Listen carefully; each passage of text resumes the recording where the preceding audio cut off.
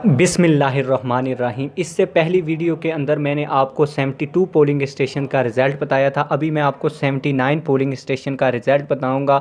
यहाँ पे हैरान कुन नताइज दे रही है तहरीक लब्बैक पाकिस्तान। हैरान कुन मैं इसलिए कह रहा हूँ क्योंकि जिस पार्टी का 2018 के इलेक्शन में एक भी वोट नहीं था, आज वो इस इलेक्शन में तीसरे नंबर के ऊपर आ रही है। और जो ग्रैंड डेमोक्रेटिक पार्टी थी जिसने 22,000 वोट लिए थे और दूसरे नंबर के ऊपर 2018 के इलेक्शन में आई है, आज वो पार्टी तहरीक लब्बैक पाकिस्तान से पीछे है और तहरीक लब्बैक पाकिस्तान तीसरे नंबर के ऊपर आ रही है।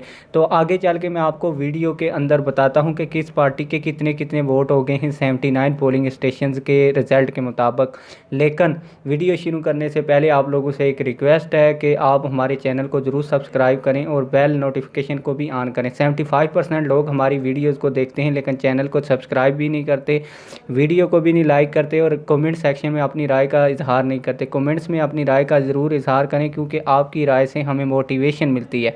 तो अभी मैं ज़्यादा बातें नहीं करता, आप लोगों को बताता हूं कि इब्तदाई 79 जो पोलिंग स्टेशन हैं इनके रिज़ल्ट के मुताबिक पीपल्स पार्टी ने 28,858 वोट हासिल किए हैं और पहले नंबर के ऊपर है JUI।